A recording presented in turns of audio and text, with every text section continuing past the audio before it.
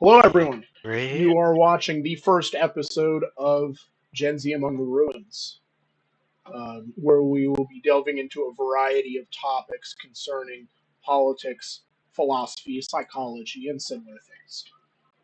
Um, Yeah. For all you in the audience, you could just call me Zach. You? I'm Porter. Um, for today, we will be sort of discussing our central issues, our North Star, you might say. And that would be what what Rudyard Lynch has coined the term the psychological Black Death. Hmm. And Okay. essentially, we want to delve into this topic for the purpose of understanding the effects that it has on society, um, to understand also our solutions for this. Hmm. Yeah, because we need a North Star. We need a guiding light for the new right. Right, And with these discussions, we can find our ways through mistakes and successes, so we can find our way to have a cohesive not only a cohesive way of life, but also a cohesive way forward so that we can enjoy the country we all live and breathe in. right. And the As, short of it is, I would say it kind of sucks right now. It kind of sucks right now, and they always tell you it doesn't. And major. that's sort of why we're here right now.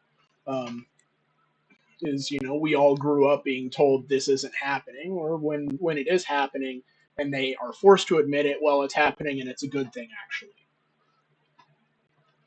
Yeah. So if people yeah, these boomers are just running around with their head like chickens with their heads cut off. Right? There is no real direction other than what they know for sure, keeps them covered, which is of course, their investments, their houses, they lack their value. They're for the most part, a lot of them are, use me, in the hundreds of thousands, are most of them are millionaires. Right. As George Carlin Yeah. said, whoever dies with the most toys wins. Yeah, and they leave none of us with their toys, Right. for very much. Right. Yeah, but we're not without some opportunities, and so we're definitely going to uh, definitely talk about those. But for right now, like we do as Gen Z, just as a generation, we have an uphill battle. Definitely for sure, Definitely. without a doubt. Yeah, like Especially I compared even to like them. that compared to them. Yes, like we have a lot of opportunities. Unfortunately, a lot of those have been the gambling industry because I know a lot of Gen Z are using gambling as a way uh, to make some extra money, and it's not very surprising that they would actually go and do that, and why the gambling industry will actually take advantage of that. Well, obviously, it makes them money, but also Gen Z, just in the position that we've been left with, it's a very desperate situation, and so desperate Definitely. people do go to gambling. Right. But also now there's even more money in circulation than there ever was before, so money is not worth as much as the boomers had it when they were growing up, and they invested that money, and that money accrued wealth and grew, and so now they're in a very comfortable spot in life, and they're not very willing to give that up. uh, Unfortunately, that's not for all boomers, but um, politically that's where the power lies. So Right. And that's one aspect of how it is an uphill battle.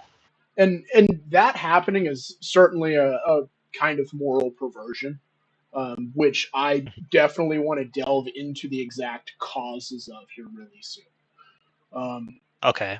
and but so first off, I think it's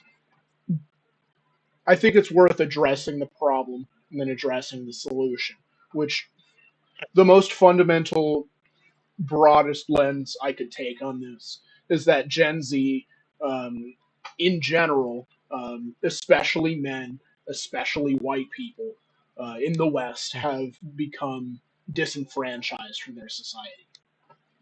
Mhm. Um, and as we mentioned, on the economic level, first and foremost, if you struggle to get a job and you can't contribute to the system, then what? We've seen that kind of desperation in the past. When you look at a number of societies in a state of instability in which you have basically a bandit underclass, which Mm, I believe that Western values the way they are now with exclusive humanism and all of that, and the comfort have kind of stilled a lot of these tensions and gotten them to be expressed differently. Um, Rather than having a bandit who might try and rob you in a large group that is basically a group of outlaws. Instead, you have lone agents engaging in some kind of mass casualty event. Um, mm, so mhm. it's more just changed the size and scale, and it's changed the profile. Um, Yeah. Well, also the elites and the thought leaders that were during the time for humanism when they came up with that are not the same people anymore. And they for sure do not hold the same values as our current elites do today. And Definitely, that's something that's something that our generation will eventually go into because there's always going to be a circulation of new generations in these positions. And something that we need to understand is that the elites that are currently in do not hold those same values when those ideas came up with. And it's almost a complete perversion of it. Like, that's economically, if we're doing an economic standpoint, the boomers had it very easy. Definitely fought hard by their parents and their grandparents to get the economic position that they're in because right, from their grandparents would be like the all the way up to the 1920s with the roaring 20s being that economic boom, and then the subsequent Great Depression, which their parents, the boomers' parents, grew up in, which was hard right, and a lot of suffering. That's when one of the few times the inflation for the United States actually went negative. And so when that happens, that's deflationary. And that's very bad for your economy because, in a broad uh, definition of it, it means that your economy is actually shrinking, which is a bad right, thing, especially if you're trying to accrue wealth. And so if the pie is shrinking, that means not only rich people are being squeezed, but even more so, the poor people are going to be squeezed because you don't have a lot to begin with and you're already being squeezed out. So everybody's feeling the pressure, and then everybody panics, and that's why the stock market pretty much crashed. And right, so the thing with economic momentum is like if things do go bad, they go bad very fast. And right, it's not exactly easy to recover because you don't have that underlying trust between everybody um, to actually build wealth and actually pay people and mm, then have people to trust you with those products that you're giving out as services because we have a consumer and service economy. right, And back then, it was a lot more of a manufacturing mm. economy back then as well. Yeah. Now that's all been Similar to outsourced to how, China by those very people. yeah, yeah. And so China also would have pretty much the exact same weaknesses that we had in the 1920s. Right. The only difference is that we have a different set of elites with different set of ideals as well. And according to Peter Zihan, China, I want to say, has 5 times the inflationary bubble that we do. The amount Yes, of debt that they basically have running their entire system is vastly more than ours. And so, while yes, we could see the inflation bubble pop, theirs would be far more catastrophic. But then yeah. again, par for the course for Chinese history, I guess. Uh, in a way, yeah, for sure. I'll definitely read up on Chinese history so I can get something more accurate on that. But Peter Zeihan is pretty much he's definitely right about that. But from my opinion, I think it's a lot worse than that because China obviously doctors its Oh, notes and also yeah. and definitely doctors its economic data. So it's a lot worse than what people think. And if that's how much they're And there's admitting, yeah, I can only imagine. no, it's probably garbage, Yeah. absolutely garbage, and it probably borderline catastrophic. I'm pretty sure the Chinese government is Mm. scrambling, and that's a definitely a topic that we could talk about. But Mm. is that something that you want to do? That's something I'm sure we'll get to, if not in this one, then in another one, because that's the theme is sort of the same there of the situation of Gen Z. Um, Mhm, the economic disenfranchisement happens there just as it happens here. The size and scale is different, the profile is different, but it is also happening there. But yeah. a fundamental fact of this sort of thing is so as Peter Turchin has pointed out, um, Mhm, wealth disparity versus elite overproduction equals mhm, civil war or revolution or something of that nature. And mhm, with that in mind, you end up in what Peter Turchin calls the secular cycles, where you essentially have a desire for war that can manifest as uh, if you've seen like an infection chart where you have the I think it's the SIDS chart where you have like the people who are immune, you have the people who are mhm, infected, and then you have the people who are susceptible. Um, and you can see the desire for war start to move like that through a society. He has some very interesting graphs on that. He has excellent graphs in his books. But with that in mhm, mind, essentially you have a three generation uh, war cycle in which the people who are closest to so there, you have the people in the fighting and they're the closest mhm, to it. And then you have the people who come after them, their children. mhm, They saw their parents fight in that conflict, and then they're averse to the conflict. And then mhm. the grandchildren of the people who fought in it, they're ready to fight again. And you end up getting caught in this cycle because of said wealth disparity. Um, and I mean, we've all seen the wealth disparity statistics by this point. It's bad. It's comparable to certain points in the medieval period. For much of it, it's actually worse. Um, I think it's in some ways yes. I think the wealth disparity is pretty bad. It's not catastrophic. I would say it's probably not as bad as like some areas in medieval times. I think we are more comparable to I would say uh, England because we are an English culture, so we're more right. comparable to that in those time Definitely. periods, which is Right. for a large for bargain brand that's pretty good in Mm. medieval times, but since we're not in medieval times, that's pretty bad. Right. Yeah, since we're not in medieval times, it is pretty bad. Though I would say that there are more ways to actually make money, and you have a lot more freedom to actually make wealth now than it was in medieval times. Though I would definitely say the government is way more involved in your life than it is in medieval times. That Definitely. by 100%. several echelons it is. Um, Definitely. if a medieval lord, they would not really care about like how you make or build your house. They're like, Right. oh, you're building a Yeah, there house. isn't a That's building cool. code. There isn't an HOA. Right. Half the time you didn't Yeah. even know what your ruler looked like. You worked for about half of the year.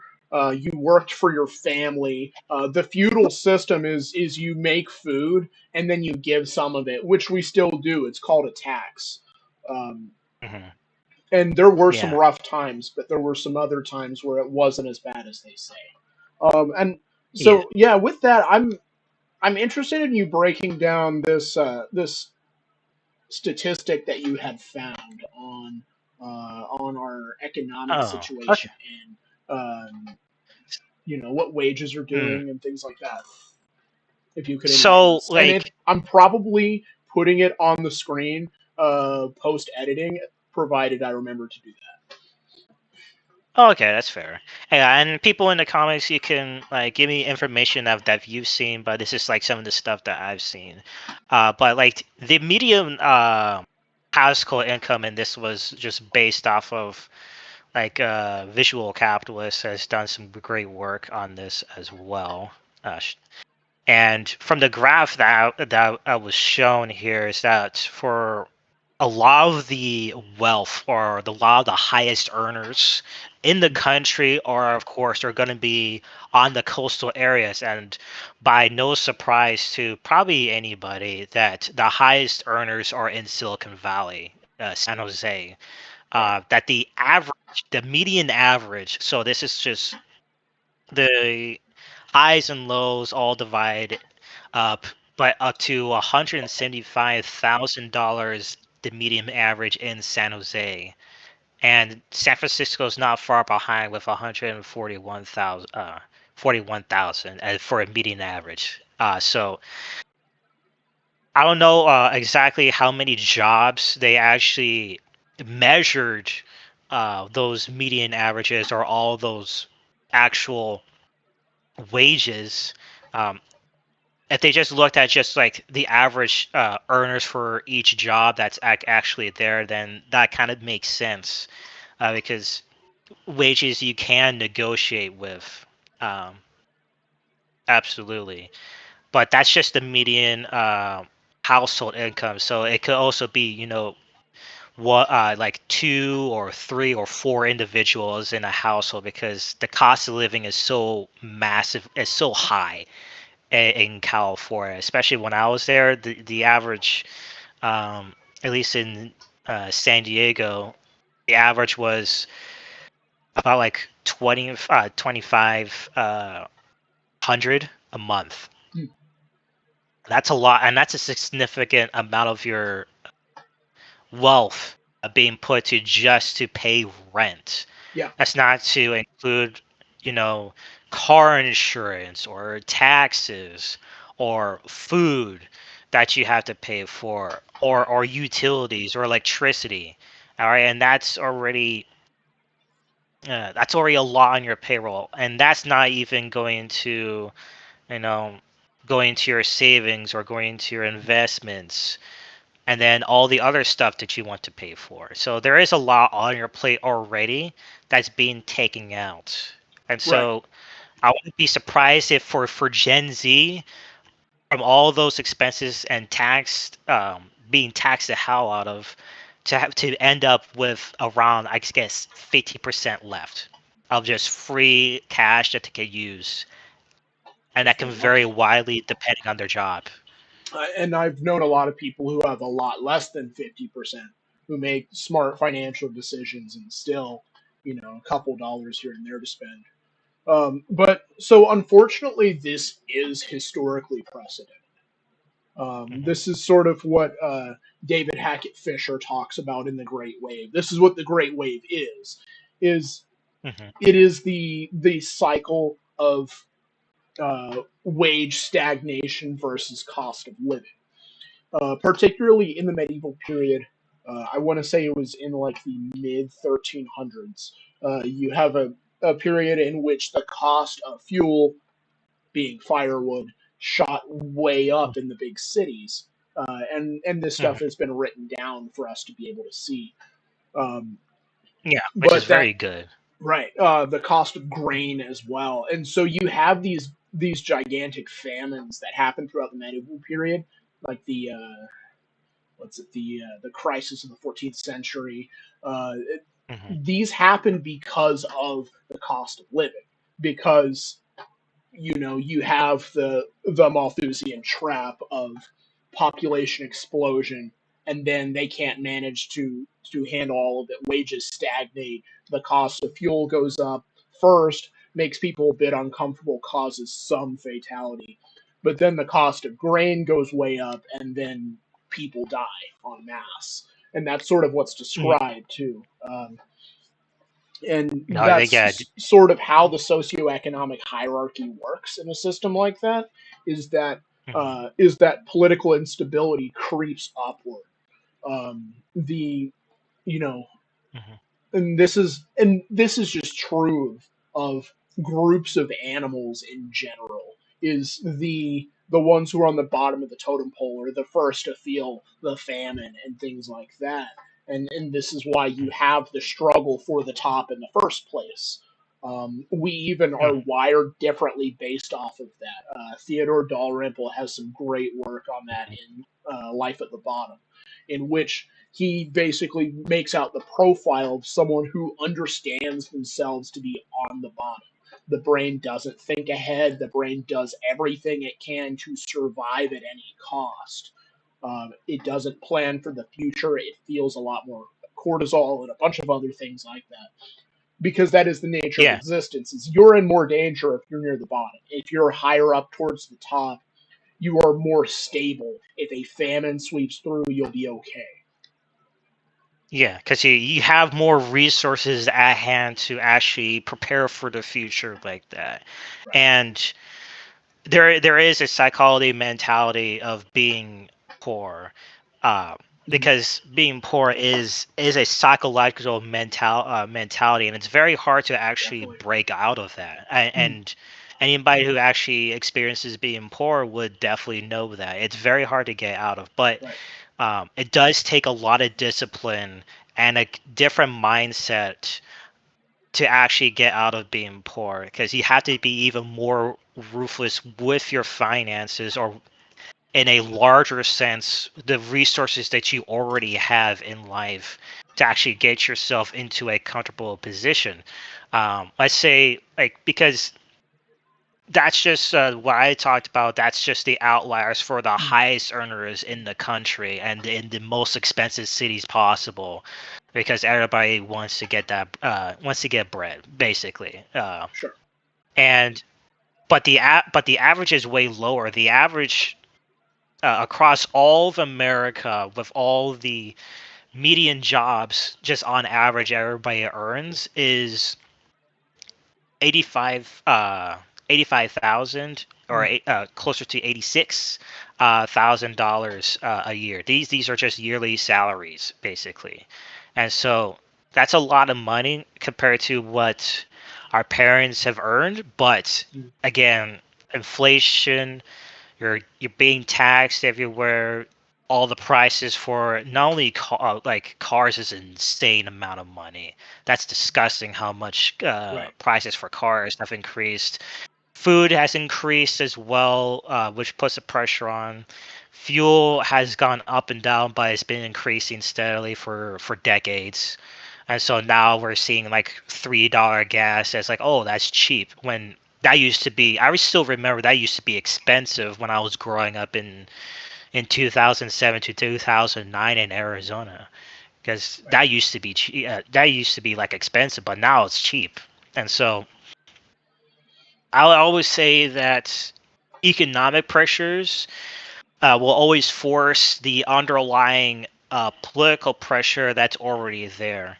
And economics is what will either slow it down or accelerate it. Especially when things go bad, political acceleration will always, as it will do, accelerate to whatever conclusions that people at that time who have these ideas, and then people that who carry them out, will end up. And especially for our farmers in America, I don't know many farmers, and I wish I did, because I'm pretty sure some of them are kind of struggling, especially with all the Yes. fuel prices. Right. Especially with fuel prices, and not only that, but a lot of their machines are very expensive. They already Mm. pay taxes, and not only that, but they also have competition with all the mega corporations that they literally have to buy from, Right. or even government checkmark agencies that they have to pay to, because they're a checkmark agency, because they, technically they do advertisement for them, Yeah. which is which is also more money out of their pocket. So they have to balance a lot of not only produce but feeding animals, and not only that, but also feeding themselves, let alone feeding the rest of the country. I know that you know a lot of the world, we feed a lot of the world, and so a lot of our produce, goes to China, goes Right. to Africa, and then probably goes to other parts of the world Probably goes to because Europe as we are the well, breastbasket. South America. It Yeah. goes to Europe. Yeah.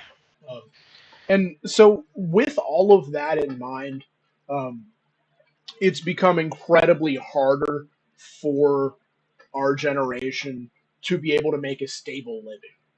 Um, Mhm. and I think a lot of that is masked because food has gotten so cheap, for better or for worse. They can mass produce food essentially. It's full of microplastics and uh, endocrine disruptors and all sorts of terrible things that will eventually kill you or alter your endocrine system and stuff like that. But Mhm. um, they do have food cheap now. I argue that people would likely be starving in the streets if it weren't for that. But Yeah, that's one factor of it too. But go ahead, finish your point because I do have some good news on that front. no, go ahead. I want to hear what you have. Oh, okay. Mhm. Okay, because like all that is true because that has been happening for a decade, for a good decade. But thankfully, since we're going to become the actual market as Gen Z, though we're smaller than millennials, which is a problem, but Right. we can still change that. Because of that, we can by our own money, how little we actually have it. We can actually change the market to actually have more healthier food options. And that has been happening over time because millennials It has have been. been wanting it as well Yeah. to have healthier foods. And so you're seeing in the market that used to be that healthy options for foods was more expensive Mhm. than the cheap processed foods. But And a lot of now those it's were a become scam because the originally what yeah, they called healthy was completely wrong. yeah, but that's what the big companies would do. But now we have new, smaller, more independent companies, Mhm. thanks to the internet, can actually advertise for That is true. themselves to our wider audience to actually buy their products, Mhm. which is a good thing. And I want to see that more because they do actually have genuine organic products, uh, or better products are actually more healthy than Right. just microplastics. And So people you know can more definitely buy now more, too because of the internet, and and that's a big yeah, thing as and which is well. good. Farmer markets are very good with that. I haven't been to a farmer's market, but those options are there, and Right. they're getting to a point where they're getting a comparative advantage against fast food as well, which is why like you don't. I think we're going to start to see that fast food probably in the future won't be here in the next probably hundred years because they no longer have. They'll eventually can no longer advertise themselves as cheap and fast anymore. They are fast, but they're no longer cheap. And so you might as well just go to just a regular restaurant where you can get healthier food for relatively the same price. The problem though is that most people don't think like that. The spiritual underclass, the life at the bottom types. I'm watching them strongly diverge. Like there used to be a middle ground. Like when I grew Mhm. up, there was a middle ground. We have fast food every once in a while. Now it's like either you never eat fast food or you eat fast food 2, 3 times a day. I know people who eat fast food 2, 3 times a day and then complain that they don't have money. And I should also add, they're Gen X and Boomers. Um, but Well, they like I yeah. call them the idiocracy class because that's almost what they are. Is it's Carl's Jr. and Costco. every day. Like it's just consume the slop, eat the product, do the thing, and they believe whatever everyone tells them, hook, line, and sinker, and they don't think about it. They don't really look into it, and it's I believe much of that um, is that bottom mentality. I think Mhm. that higher IQ is a way for people to come out of it. I know people who have, but unfortunately, a lot Mhm. of people just they don't have the dopaminergic pathways to be interested in exploring. Wait a second, is this idea worthwhile? Should I trust what these people are telling me? Mhm. Or even just to research yourself and find out. Don't do your own Um, a research, they bear, said. yeah. Like a lot of people are just stuck in their ways, but and for that generation, that's been very much true. Right. Um, but I know in Gen Z, we are much more explorative of different ideas. I know that's Definitely. definitely a thing for Gen Z. We've got some That's trade way more openness so going than on. millennials. Yeah, because like, well, and I think it's also because of just how we grew up. I know it from the situation that we're in, we're a lot more desperate, so we're more willing to try new and different ways Definitely. to actually, help each other out, whether Mhm. we, realize it or not. We are still social creatures, and we do um, help each other out Yep. indirectly most of the time. Definitely. And the boomers and the Gen Xers, the reason why they like fast food so much is because they grew up with it. It's been so tied to their culture Mhm. that they can't see different options or seeing fast food go away anytime soon. Right. And because of that, that's pretty much their dominant market is for fast food is the people that who grew up with fast food. But I definitely do think that fast food will not really last very long in its current form. I wouldn't I can even see be that. surprised.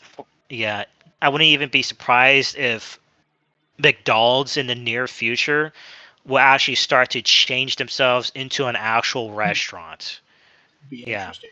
either either that or take the successes that they have in foreign countries and actually put it into America once there's enough demand. And it definitely will be because Gen Z is a lot more explorative and once Gen Mhm. Z matures a little bit more and since like I'm old Gen Z and eventually I'll eventually reach my 30s, but eventually there will be more demand uh, for companies to actually do better. But how that's actually going to work is it's going to be a long and arduous process. And this is just a shot in the dark in the future to see those companies change. And if they don't, kind of like how Burger King probably wouldn't change as much, but I could also be wrong on that. If they don't change themselves to be restaurants that actually serve healthy food because the internet will eventually find out um, they will not last very long in the marketplace and they'll be overtaken by new and up and coming uh, businessmen and entrepreneurs that are millennials or Gen Z that get into the business space, have enough capital from other sources, and actually provide actual competition instead of the uh, monopolistic competition that we have currently, or within some cases in other sectors, actual economic cartels. Right. Um, and so with that, we have an economic situation in which it's incredibly difficult for Gen Z to have a stable living. But that's sure there are dreams to have a house, start a family, the American dream, but a lot of them can't even get the family part, Hmm. because Yes, and family and part this is is way something they gaslight you really hard on. Hypergamy is important. real. Um, Mhm. I believe that Homath's work on this is incredibly useful, incredibly extensive and valuable, and definitely Yes. worth some research. And So first and foremost, because we're when this comes up, it's going to be it's not happening. Let me explain how it is happening. And we Hmm. have some statistics here uh, from both. So this comes from both Swipe Stats, which had Hmm. consolidated data on these, and then also Hinge had collected some of their own data as well. Um, Hmm. so let's, as long as I remember, let's go ahead and pull up the chart because the chart is pretty bad. So essentially, what we have is so according to Swipe Stats, data from 7,000 plus profiles reveals men swipe right 15,609 times on average. Women swipe right 2,283 times on average. And that would mean that women are passing 95% of the profiles they see, and men are passing 47%. And that is, yeah, that would be everyone reaching for not the top 10%, the top 5% of men. That's Hmm. a 1 to a 10, all thinking that they're going to have on average the top 5%, which, Hmm. that is not most of us. Um, Well, that's not even that's that's the smallest amount you can possibly even realistically you can get, and not only that, but if that's the dating strategy that people are doing because of the internet, the option like how the options are like almost as vast as an ocean, but in reality the quality of people that you're getting is a complete shot in the dark, and it's gonna be very disappointing, and probably already is disappointing for a lot of women that who are dating because they're not actually getting to know people. They're yeah, like no, they're no, getting they're swiped. being They're getting picked used. by being used by the top 5%. I wouldn't even go to that part. They're They're what probably they're even doing. shooting for the top 1% because of Yeah, how particular that you're getting and the because you other have so 4% many are settling. qualifiers. Yeah, Yeah, exactly. So and many so you're qualifiers, and really, what most of those men are is those are the type who are they're they're flying women out to go to their party of degeneracy, feast of misrule on their yacht or whatever else, objectify the women who are so serious about not being objectified, use them as an object for the weekend, and then fly them back. And then they think, oh, this person is gonna give me a future, me and the 500 other women that are here. And yeah, and that's why that's driving them crazy because the competition that they're actually fighting is so immense. That's what happens when you and like 10 other girls are competing for the one guy. right, Statistically, that's literally what it is. That's why yeah, your guys are like just fighting for the death and for them. It's it's insane yeah, because that doesn't have to be like that. right. And it's funny because now that the loneliness epidemic has started to be noticed by a lot of people and people talk about it, you see these takes that are just grossly wrong. Where you can just tell the person who wrote it. Like there was one Mhm. where it was a meme, and I might even pull it up on the screen where this this guy has all these women like trying to get in his door, and he's like slamming the Trying door to shut, and close the fucking door. he's like, why Just don't to close women the like door. me? And a woman made that. A woman made that, and because they not people everyone else but the top 5% and only perceive the top 5% as actually existing, that's what they think men are doing. Because that's what happens when they go to these degenerate yachts is that you see that is he's just surrounded by this gigantic harem of strong independent women who are objectifying themselves to him, and then they wonder why he won't give them a future as an individual. Meanwhile, no one else exists to them. Big anime captures that very well. Yeah, But yeah, it's literally just their perception of reality, um, that they're looking, and they're not even looking at the guys that they think they don't exist. They all see them like less than a five.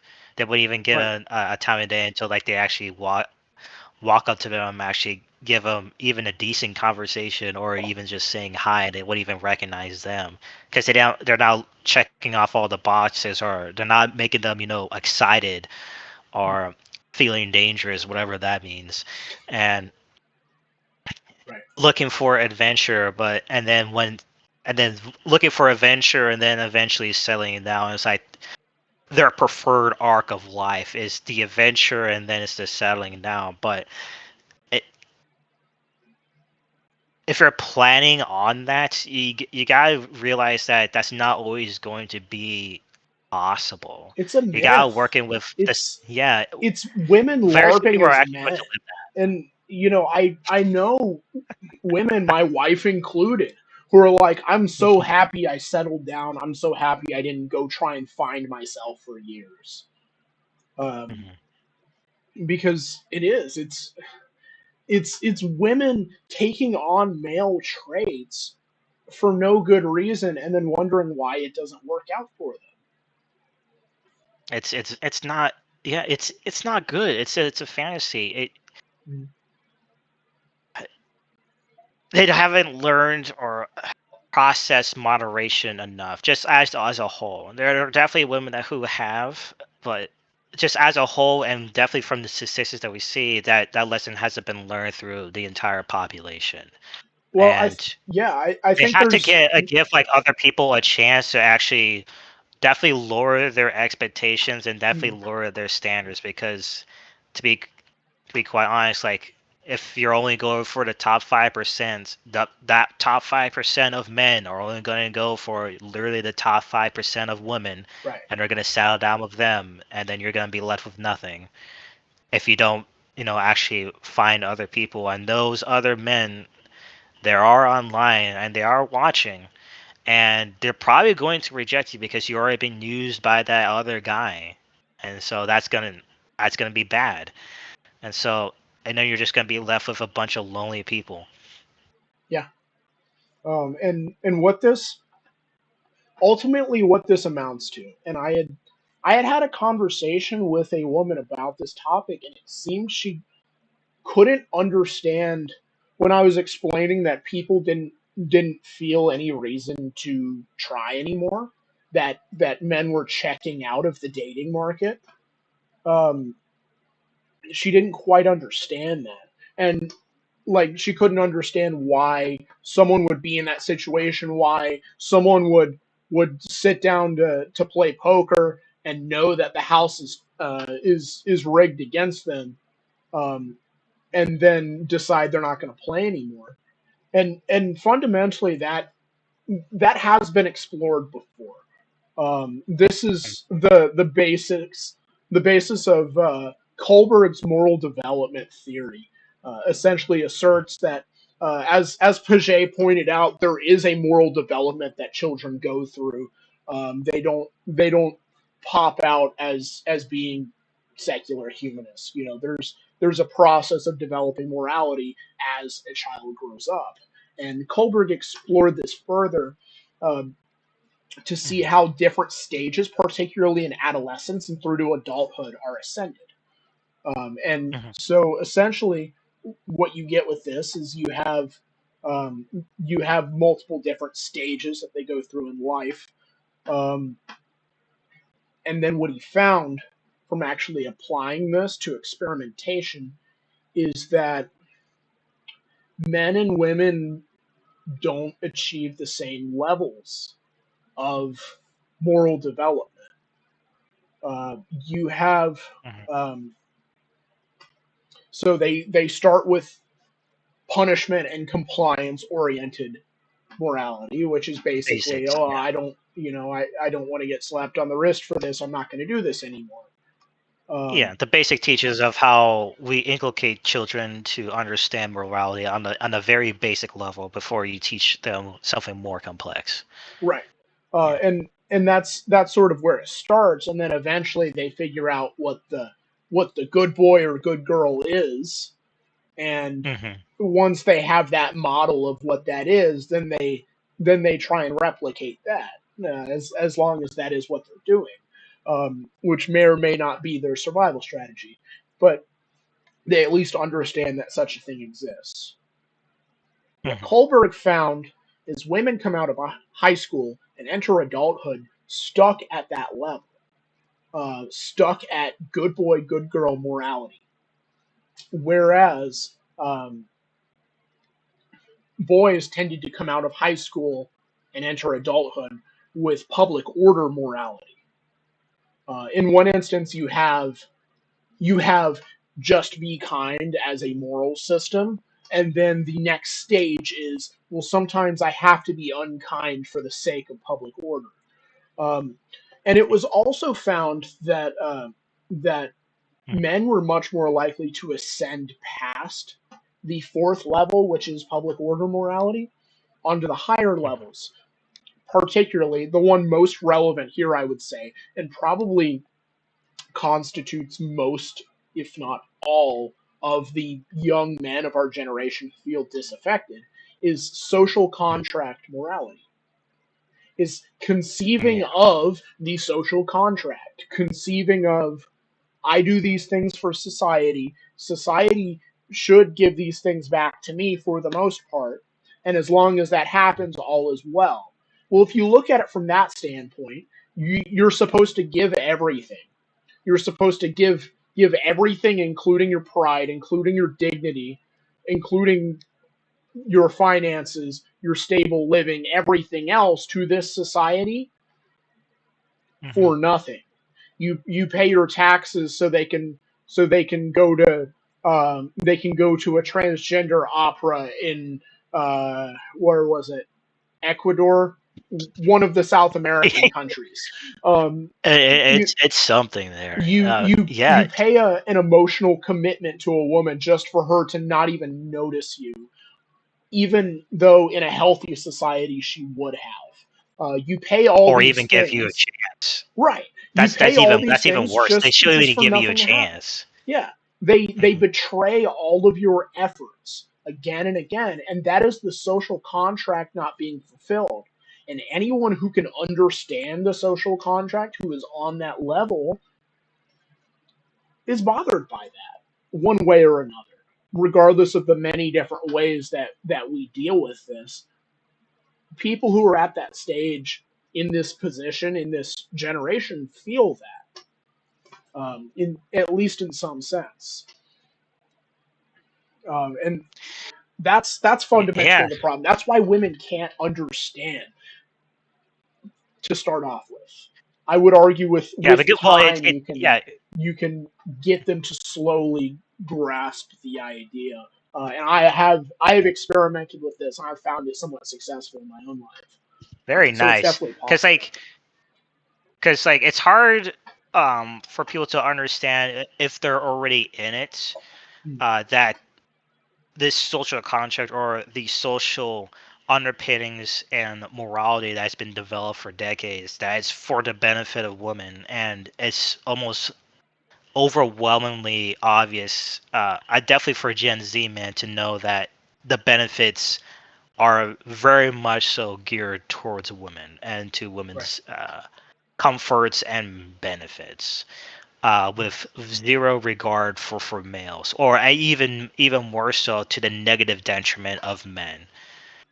To I would say, and that I would definitely even more so say that for even 30 or 40% of men, they're treated probably worse than dirt.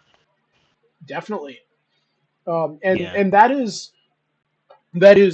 a sort of a dignity, a respect that are just pushed down again and again and again, and that is difficult for the psyche to endure, Mhm. especially to kind of transition to, how would I put this, a less scientific kind of explanation here, is Okay.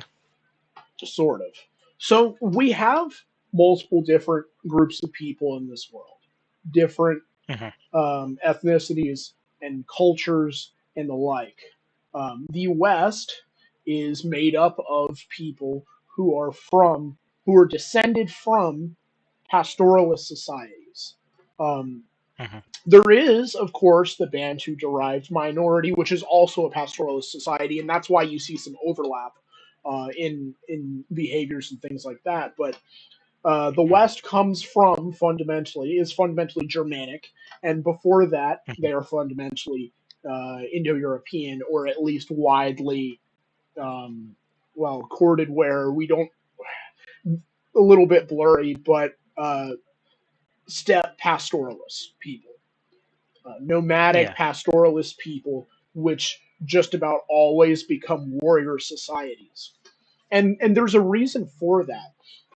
When everything you own, when your entire source of survival walks with you everywhere you go and can be taken away in an instant, you get really good at defending. Defending that becomes a moral obligation.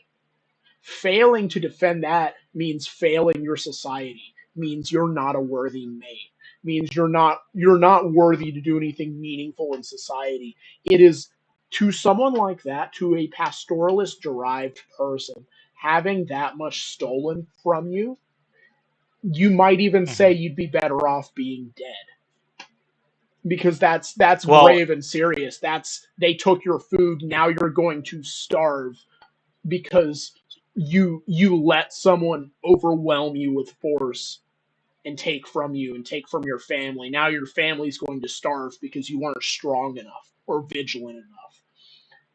And that yeah, carries that's on definitely one into the point. spirit of what is the West, of who we are, both in the Indo-European and European sense, but then also the Bantus have some of that as well. Um, where you feel a desire to defend, and we often call it pride sometimes, or other times we call it dignity or honor. But all these things are that desire to protect what you have. And when people are allowed to freely take from you, when you live in an anarcho tyranny system, in which people will take from you, in which the police will say, leave your keys by the door, so that people can break in and steal your car easily and not hurt you in the process, as they do in Canada. Or when you have the Totally two-tier apologies. policing of the UK, those things, they break down the dignity of someone who is descended from that, who has that cultural predisposition, and measurably so. We can prove this genetic predisposition because we have multiple examples proving that genetics are shaped by culture. Um, one in particular being the quote unquote extroversion trait that is seen Hmm. not at all in the Far East, but is somewhat prevalent in Europe. Yeah, and you can see how it could be. Definitely, I'm not using a scientific way of using the Mm, exact, I would say, even names or even conventions, but you can definitely um, think about it, how that actually would come about, and that's going to be through what will be the most tried and true method, which will be repetition. If you repeatedly, through generations, teach a certain way, like mm, defending your property, or teaching that defending your property is a value system to have, or using social norms or even religion, because I know that I grew up with a Lutheran background. mm, I'm not a denomination, but I know through my family's line down that defending your property is an important value to have. And then the next thing is going to be education, which is going to be another thing for other ethnicities, or even families. Specific families have even a genetic disposition. If it's repeated over and over again, like the disposition for education or the disposition to be, defenders or warriors, which Right. is where the class system even came into the first place, Mhm. because it's been so genetically reinforced into certain families or even certain ethnicities over and over again that it becomes a class in a natural form. And the reason why there's so much political strife between that is because those families would protect what little that they have or their importance in that society, and they will defend that because of what gives them purpose. Um, Right. and so that's where you get conflicts with that. And so that's one way you can, or at least several different ways you can look at it and why you can see that into the genetics because it's been repeated so much. Definitely. And with so what this follows along with is group selection theory.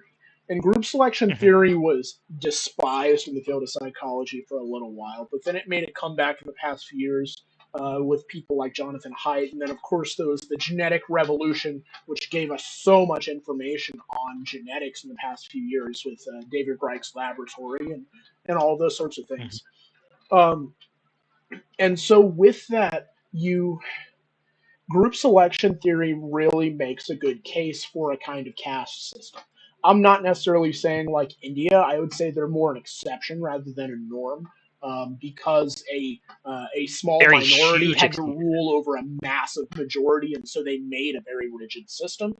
But a looser Hmm. kind of caste system in that similar design, in which um, you have priests, you have warriors, you have artisans, you have merchants, and those are the castes as generally understood, as Evola has pointed out as well. And Yeah. so our current policy right now is blank slateism in terms of how our culture functions. The apparatus mundi of our culture is blank slateism. Is Hmm. that we are all the same across sexes, across cultures. We're just interchangeable units. And that's absurd because cultures are clearly different, as we just established, but people within cultures are different.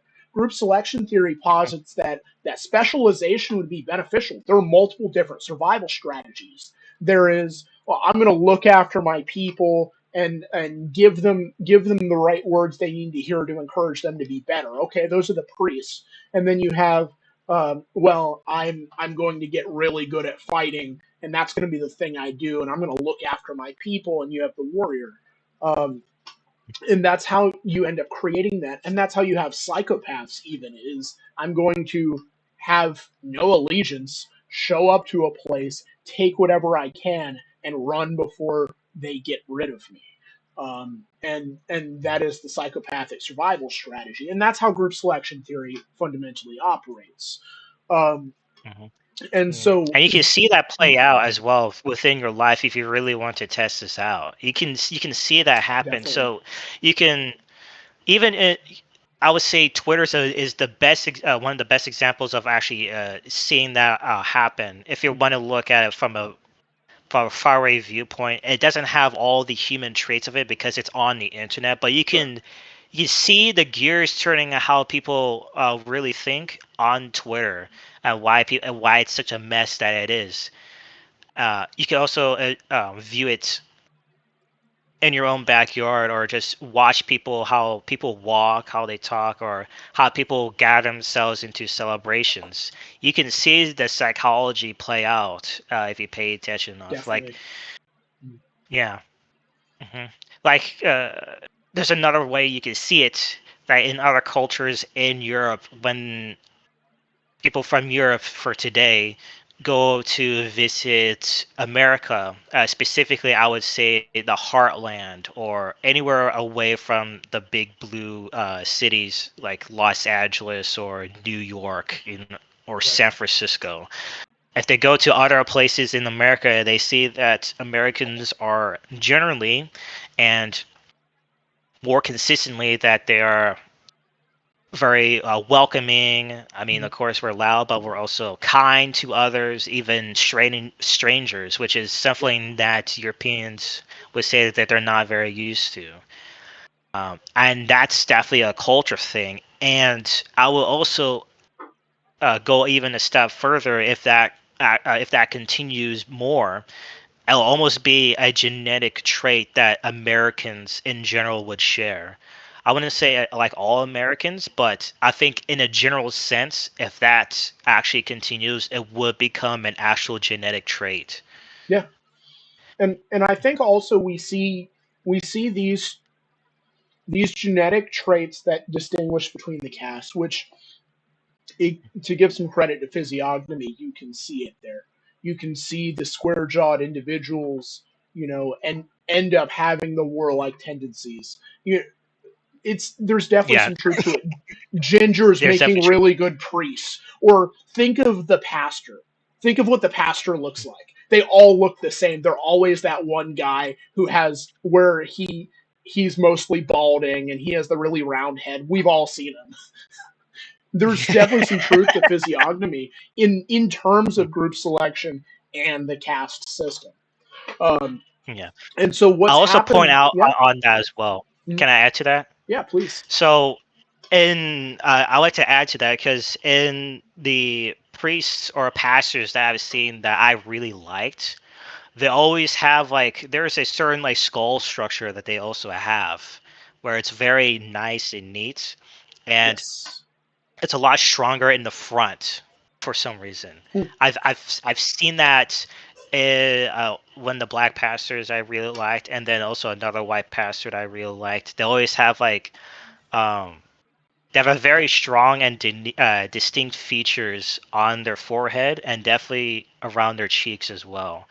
If I were to And not only that, speculate, that has to do with having a the priest caste has the large prefrontal cortex because they need it because they use it more than anyone else.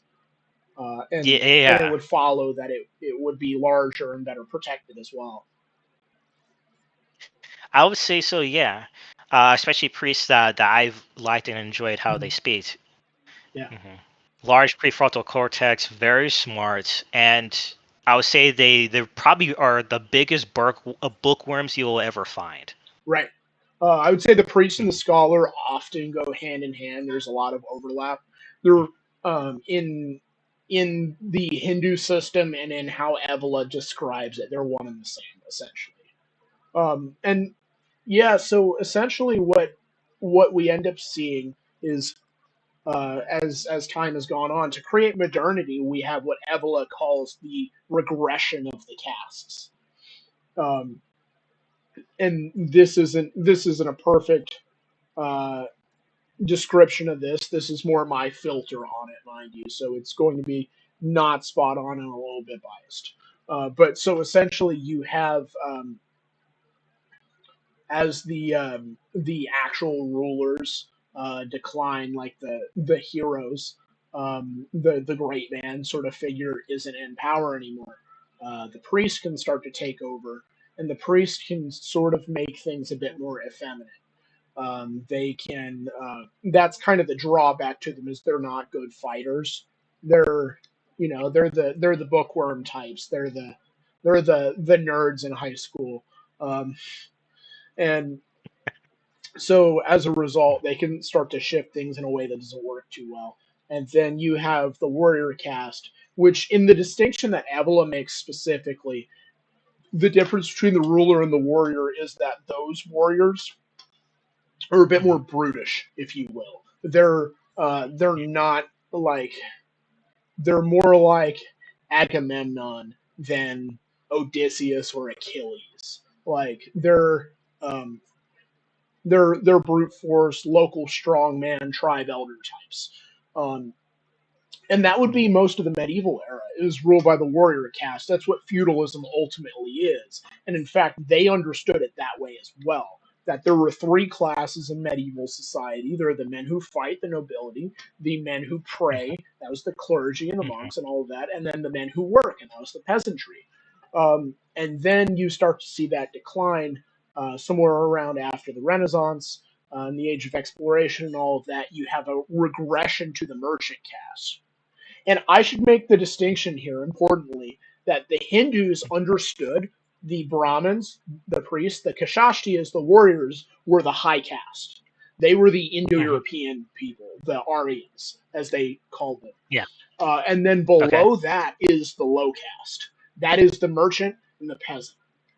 Um, and so the merchant gets control, and you see that with the Enlightenment era, laissez-faire Hmm. policy, and things like that. That's when trade became very popular in the East India Company and all that. That is the merchant class, Or and just yeah, they they start to are become not only as rich but richer than nobles. right, and In that that is transition. right, and they are low caste. The merchants, their concern is material. Their concern is Mhm. not glory like the warrior. It is not knowledge or the truth like the priest. It is a physical thing they can hold in their hand. It is something of this earth, something that isn't beyond it. And when that kind of person rules your society, they start to make things do odd, function in abnormal ways. Um, and that is your merchant caste. And the problem also with them is they feel, for whatever reason, inclined to start handing off rule to the peasants.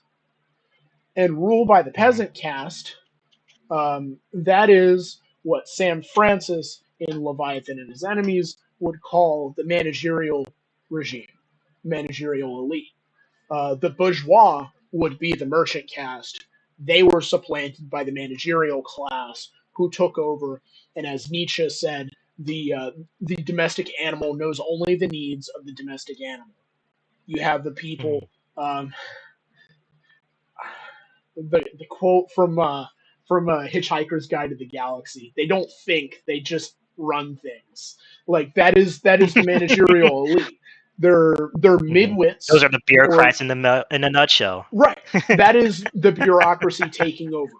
You have hard regimes like Germany in World War II or the Soviet Union, and Mhm. then you have soft regimes like ours. Um, Mhm. and in all cases, that is ruled by the peasant caste.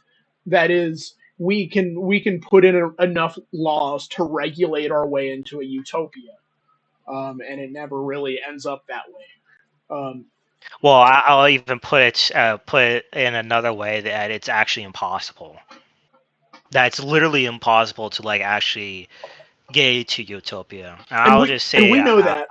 outright Mhm. that yeah, and we Right. know that We know that yeah, getting because to utopia is actually impossible. right, but they don't, because they follow what Thomas Sowell calls the anointed vision, which is that the anointed ones are going to have the answers to give us the utopia.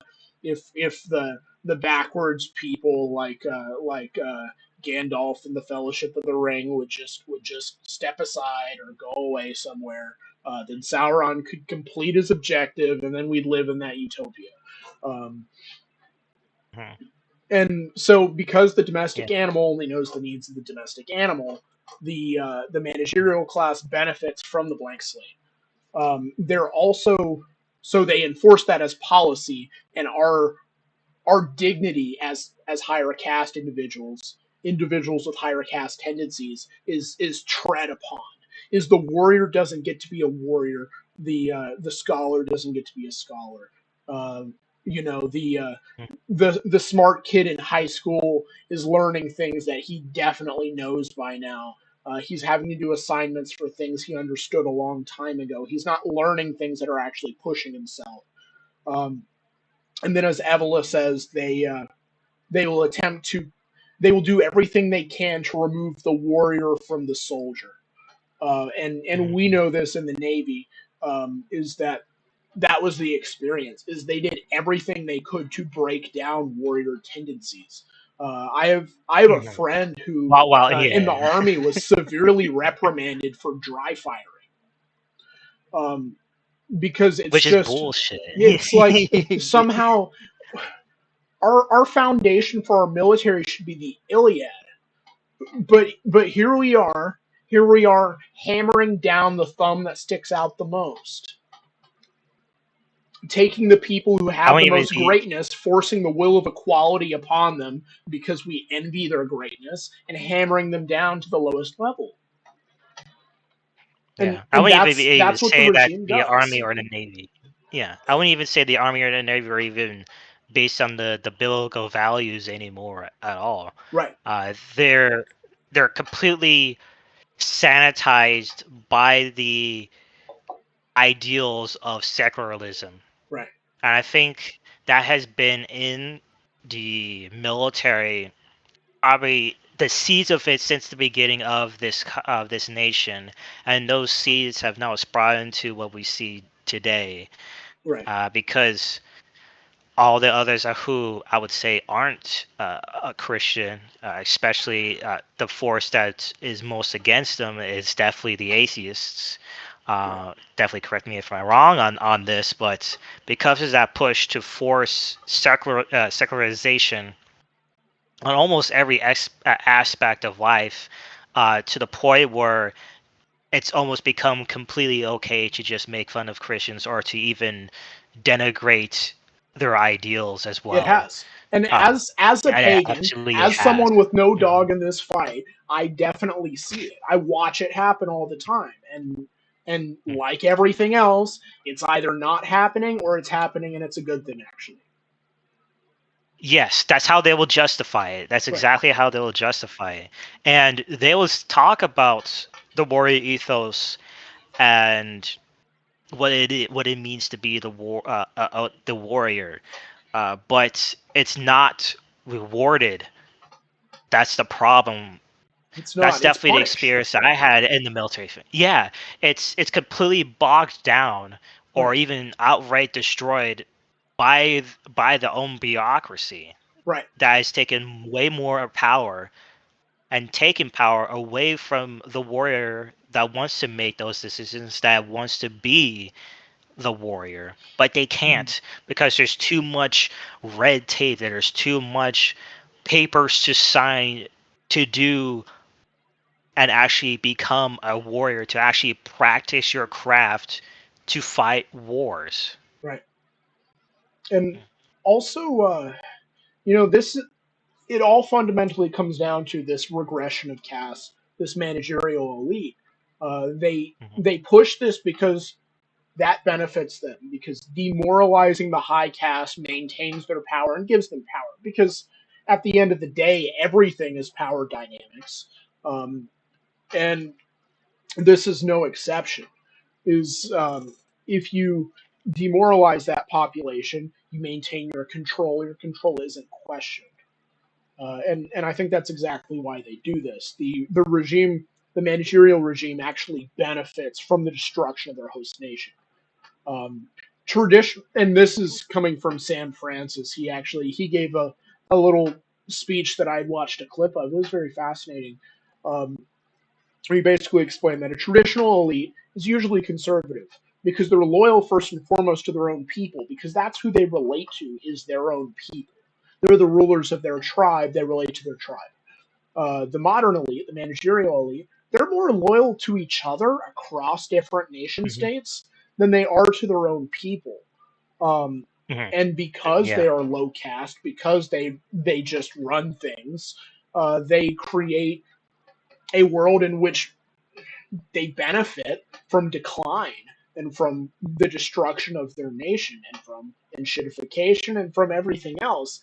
It benefits them to do things like that, because it demoralizes everyone else, and thus when the people are demoralized they have more power and more control. Yeah. No. No, that actually tracks. That very much tracks. And I'll eventually need to figure out how the financial world is going to actually work because I do like finances and I do like money, but I much prefer to actually be a warrior. But I need finances and understand finances to actually live and survive because this Right. is just how the system right now is geared towards to that survival. Until I can actually be a warrior, then I could be paid for that, but it's just Right. not possible.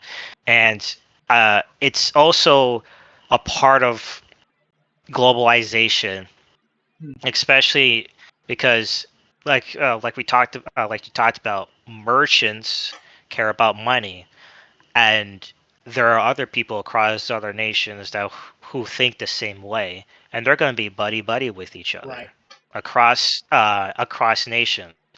And it's even easier now because we have planes. It's only going to take a few Hmm. hours to go from New York to, let's say, London. It's going to take a day trip to go from LA to Tokyo, Right. or even from there to take a plane to Tokyo, then go to Thailand or go to Taiwan or in some cases China. And that Uh, goes hand in hand with secular humanism.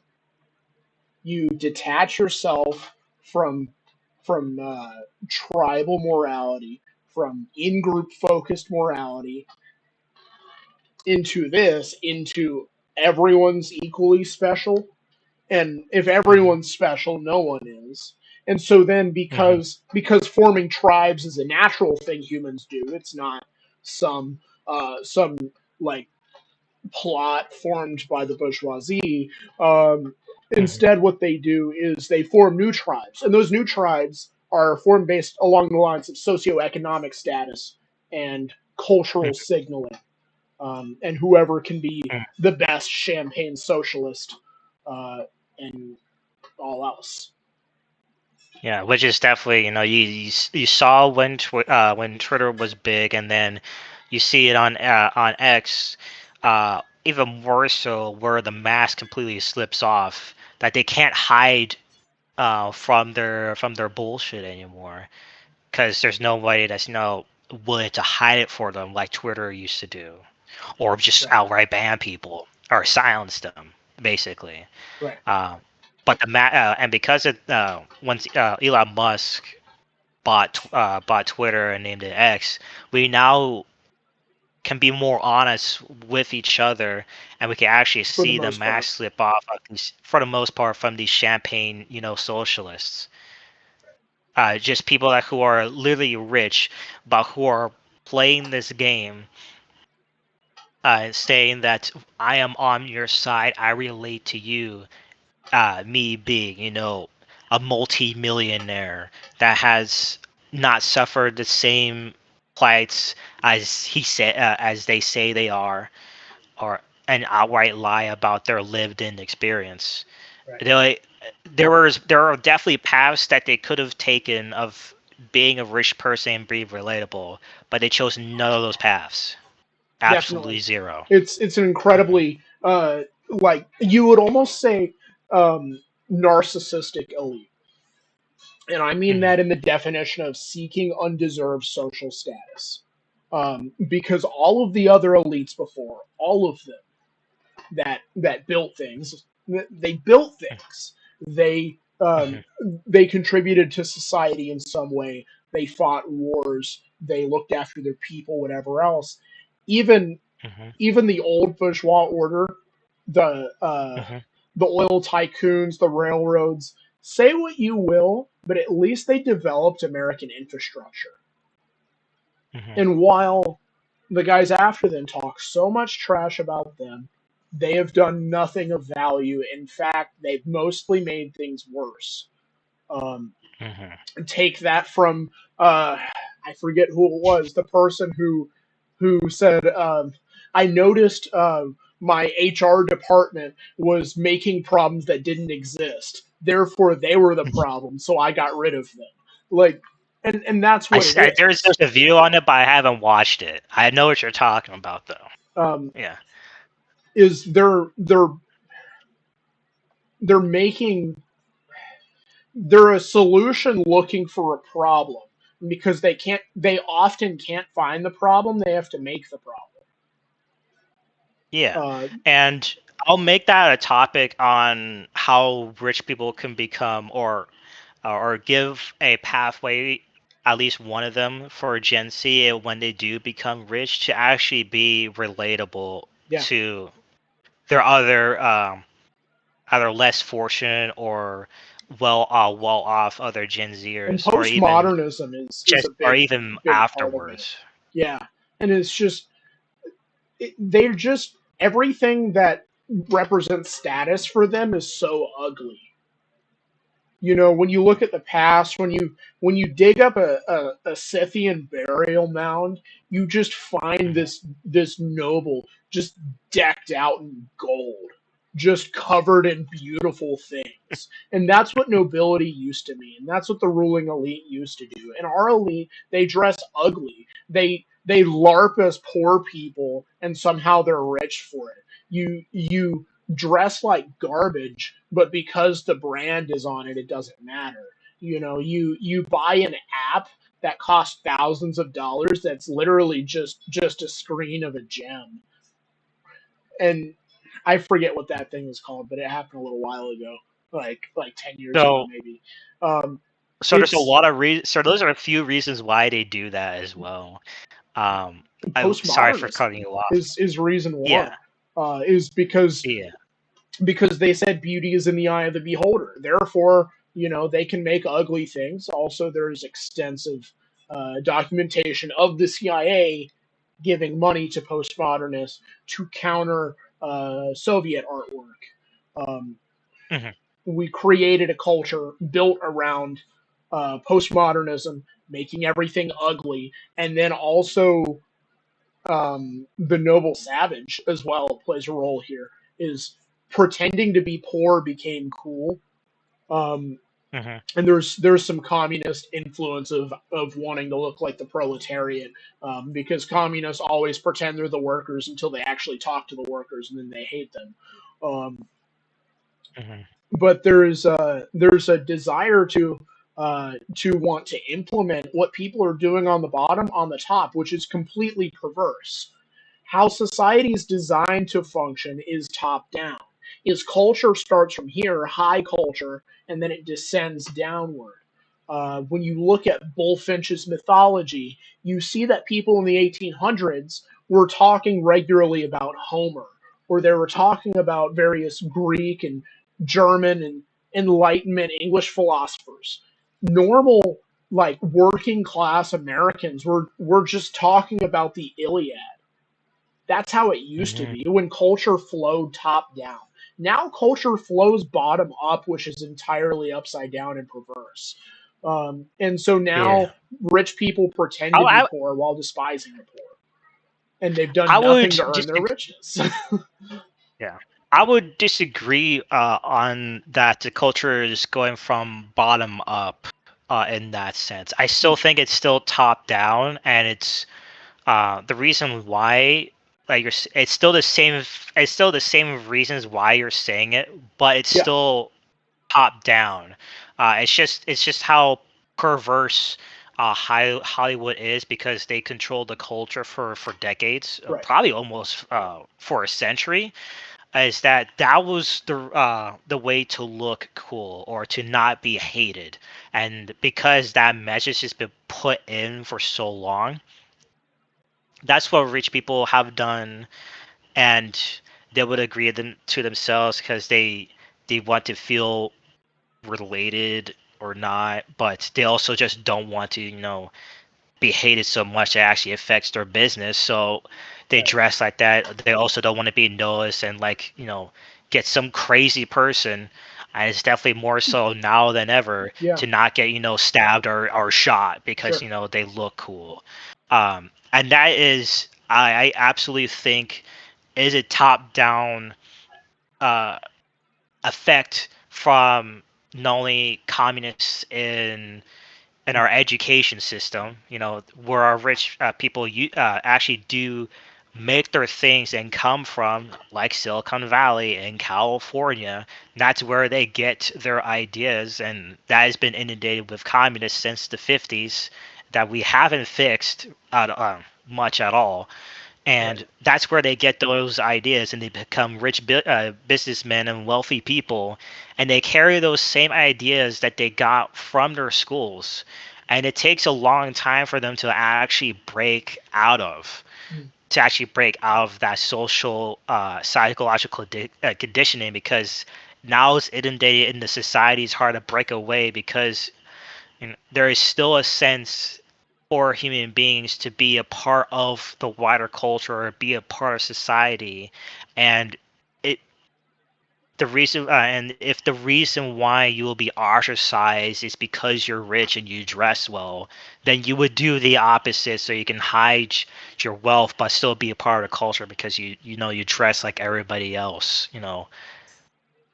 Right. And basically. I would actually I would rephrase what I said then and say more Okay. like, um, yes, it is top down, but but the bottom has now become the top. The peasants have now become the ruling class, and Mhm. they, because of that, and because of the ideologies associated, they inflect from the bottom.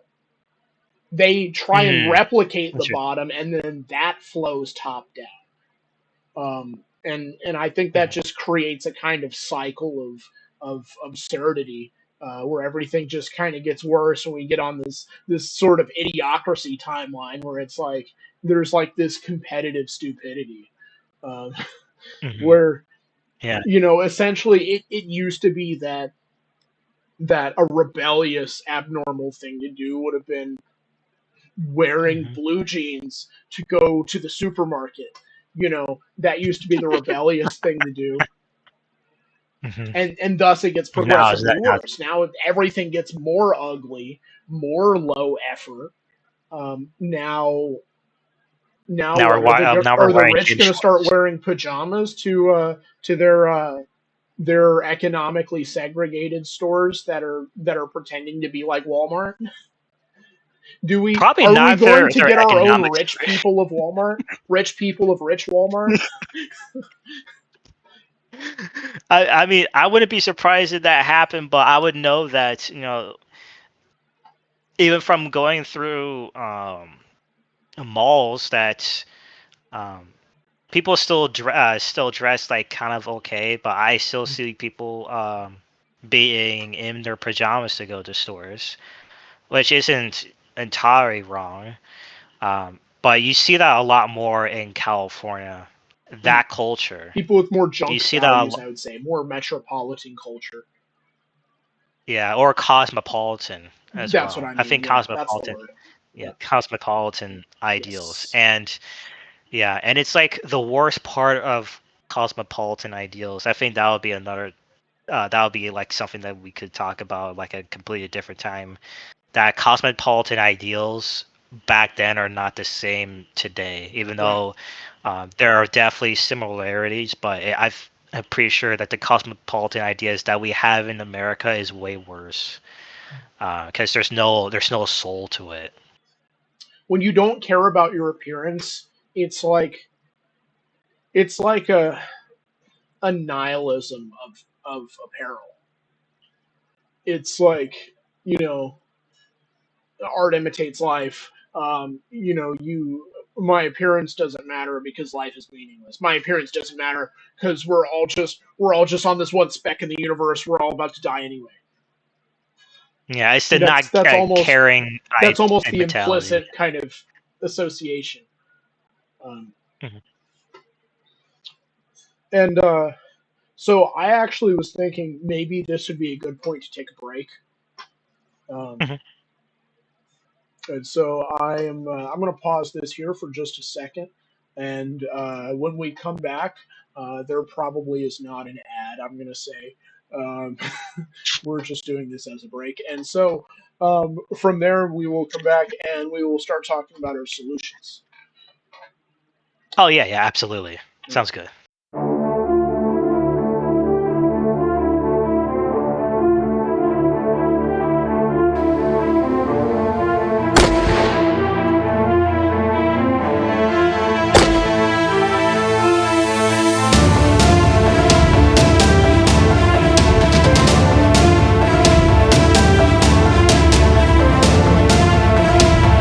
All right, we're And we are back. back. Very nice, very nice. As you can see, I have to sit back here or else the sun is in my face. Um, Yeah. I have a cat, so I can't have blinds. Um, hmm Yeah, it's so starting to get there's that. dark here, so I turned on the light. Yeah. Yep. During my break, I had dinner. My wife made beef stroganoff. It was excellent. good. Beef stroganoff is so good. Such a great food entirely. I just had a cup of coffee basically. Yeah. Okay. Yeah, it's good. It's good. I definitely want to now that there's a coffee machine. I want to try out some new things, but Mm.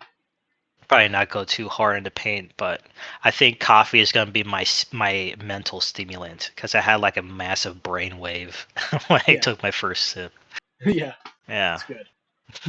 Um, but yeah, so I guess I'm a proponent of don't talk about a problem unless you've got a solution, and so that's what we're here for now is solutions to these problems we previously presented. Uh, Mhm. and so first and foremost, the return to spirituality is what has to be done. Uh, Mm, I to quote Broken Rune, a kind of more obscure YouTuber I've been watching recently, that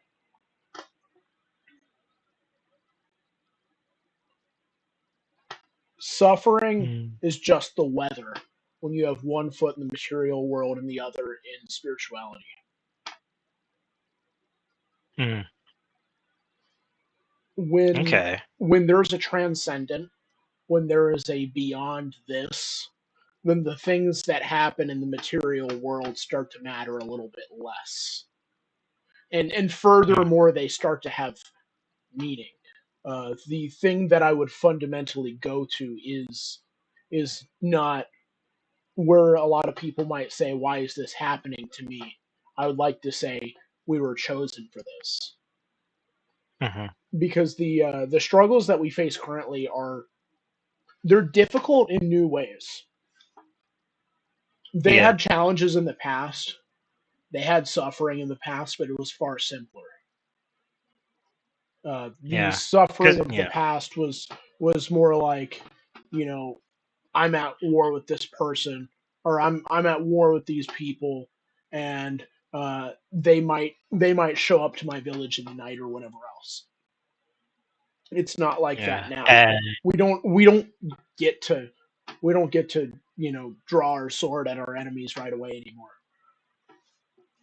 and that's yeah. difficult in new ways. And the sort of the pride thing, the dignity thing that I mentioned earlier, that's where that really plays in. That is difficult to have to contend with, but it's something you have to contend with. In the same way that Odysseus returned home to Ithaca, he found these suitors in his home, and he had to sleep there for that night and tell his heart to be still so that he could bear that just long enough for the right time to strike. Interesting. So, and I know for the Bible, as I haven't read the entire Bible, but I've definitely um, understand the meanings of it. That suffering is definitely important, extremely important for your journey and actual development. For you, not only as an individual, but you can actually extrapolate to not only your family, but also for your tribe, your town, your city, and eventually your nation, your people. You can extrapolate that. And there's many stories in the Bible that helps you to understand suffering. And there's different types of suffering as well. There's a lot of stories um, where God puts challenges in front of you to actually do. And there are examples, plenty of examples, where people that are given a task by God and they don't do it, and then they suffer consequences for not doing it. Like the Book of Jonah.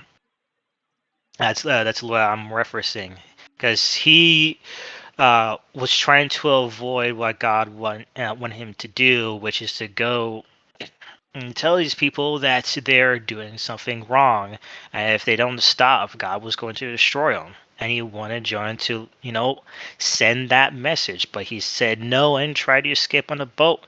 So God put a storm in front of him, and then he eventually was thrown off the boat because he told he told the fishermen that this is my fault. God is mad at me, and so they threw him overboard, and was eventually taken by the whale, basically swallowed up by the whale, and then was spit out inland. A horrible place to be in, to be Right. inside of a mouth of a whale. Like you can breathe, but oh my gosh, that's terrible. But he eventually listened to God and gave them the message because those people that God wanted to destroy were doing awful things, and so he said the message. The people repented, say, we believe you, God. We'll start changing our ways, and God believed them uh, from their first expulsion. I would say, but John was mad about that. How can you trust these people when they have done such awful things? And from that lesson, you understand that God has specific plans for you, and there are specific challenges for you to do because they're meant for you to experience and then eventually overcome. Because once you experience them, you understand your purpose in life, and that's something that parents don't teach enough about, especially with challenges being specific to you for you to overcome. Right. And And that's something they that taught yeah. we meant to get into, but we didn't get to it in this one. Is helicopter parenting was a massive detriment to this generation. Mhm. Just Yes. terrible. Preparing the road for the child, or thinking you can, instead of preparing the child for the road. It made that is Mhm. much of why we're here, is because so many people aren't they were they weren't properly taught how to make sense of suffering, and so we end up with nihilism. We end up with people saying it's meaningless. Um, Mhm. Yeah. I and absolutely that's agree. tragic, because people don't want to be that way. You can't control how you were raised, and it's tragic for Mhm. forces beyond your control to like put such a limit on your capability to endure, to be held back so far, like to be like uh Ku Cullen had having unknowingly eaten the dog. Like, that sucks. Mhm. Um, That does. Yeah. You don't mind if I interject in here? Go ahead. Or interject? Sorry. Then that has inordinate effects on knowing the people around them, but also for the rest of society because it's a domino effect. Because if Yes. more people do it, and then more people are affected, and then you can see the avalanche and the snowball effect comes to Mhm. the rest of society, and then now we are here where we are because not for our parents' mistakes, but for our own mistakes to not only to help each other out, but also not try to properly fix ourselves when there's actual things that are in fault for us. Right. And there are ways to do this if you have been affected by this kind of uh, very lax or very I wouldn't even say hands-off parenting, but I would say more neglectful parenting, which is what helicopter parenting I would say Yeah, is. it is. uh, yeah, neglectful parenting. And the benefit of today is that you have a wealth of information, almost an unlimited amount of Right. information if you get the chance. Mm. The paradoxical, of course, comes from there's so much information you don't know which to choose, and you don't know which is truth or lies from that. And there are specific pathways that you can go about that isn't religious in particulars, but I would definitely prefer that people would go to church and to the Bible, and then for you it'll be Right. what about for you? Yeah. I would definitely. So I'm a big proponent of helping people find their path. Um, Hmm. I, as a pagan, have created more Christians than me leaving it a long time ago. Like, my Hmm. net. I've been a net good to Christianity despite not being Christian myself, because you know Hmm. Odin doesn't require your belief, um, Hmm. and that's just the nature of it. Maybe it's a bit Apollonian, but Hmm. I like to help people find what's going to work for them because ultimately we should consider what our objective is. I would say our objective is finding the greatest system that makes the best out of us. Um, Hmm. and I have the way I've done that, and you have the way you've done that, and other people have theirs. I have Yeah. I've helped people who are broadly Christian become, say, Orthodox or whatever else because I help Hmm. them find what's actually going to drive them forward rather than holding them back. Hmm. And Within my tradition helps that a lot. right, Yeah. and tradition with the capital T helps with that a lot, Hmm. definitely, Hmm. and it contains universally good values. But where where my system is going to get to this, the Hmm. Germanic, Norse, Indo-European pagan route, you Hmm. know, ultimately centers around the heroic ideal. Hmm. And what is heroism? Heroism is what you do when failure is imminent.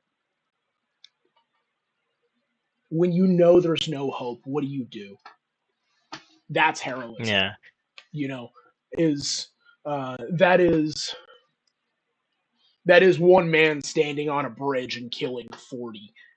Uh, that Hmm. is that is laying a city under siege for 10 years and thinking of something, anything you can do to finally break through those walls. Hmm. Heroism is what you do when it's hopeless. And the example that Odin gives is he knows the end is coming. He knows how he dies. He knows that he rides spear first and then into the jaws of Fenrir and doesn't even get to slay him. He just Hmm. simply rides into his jaws and dies. And that's what a hero is what you do in your final moments when you know defeat is imminent, when you know maybe it's all hopeless, maybe it's all lost. And I think there's Yeah. something valuable in that for us today because it can feel like that, and you can almost twist that around. You can almost turn the obstacle into the way. Is you can Mm. say, yeah, it sucks right now. Yeah, it seems hopeless, but this is a Yeah. chance to show some courage, Hmm. and to kind of follow our obligation to our ancestors, to our people, of what we ought to do in this situation, what they would expect us to do, and what I'm sure they would do themselves in this situation. And Yeah. that's what heroism consists of. And if I had to pick a moment in fiction, it would be the near the end, Attack on Titan, near the end of season Mhm. 3. The Okay. Erwin gives one of the greatest speeches in all of fiction. And this is me referring to the dub, which I know it Oh was a yeah. well written dub, but you know, Hmm. And the um, actor basically performed it flawlessly, which is yeah, why it's he remembered. wrote it. He wrote it for himself. He did. The courageous fallen, the anguish fallen, their lives have meaning because we, the living, refuse to forget them. And you Powerful know, stuff. it is, and it's about how what you do in your final moments. In theory, it doesn't matter.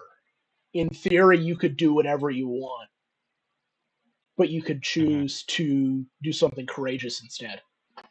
And Hmm. that's what you see them do next.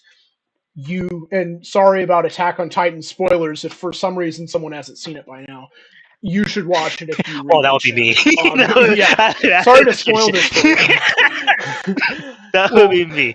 they they get on those horses and they ride towards that Certain dude dude, that is basically. wiping them out and has been using rocks like artillery and just devastating them. they ride on their horses after that speech about how, uh, my soldiers don't buckle or yield when faced with the cruelty of this world. My soldiers push forward. My soldiers scream out. My soldiers rage. They get on their horses Mhm. and they ride straight towards the enemy that is killing them. Mhm. And they ride towards that with terror on their faces, Mhm. uh, knowing what's next, and they all die. And They all that's the die. point. They all die, and Yeah. it's like something out of the Poetic Edda. That's Voluspa. That's Ragnarok. Is facing your mortal enemy, and you slay him and he slays you. Thor against Jormungandr, or you know, outside of that, when you have Sigurd face off against his mortal enemy, and they dually kill each other, or even Thor and Oakenshield fighting the Pale Orc. That is Oh yeah. the heroic ideal. Or Yeah. Northman, Like also great example of that.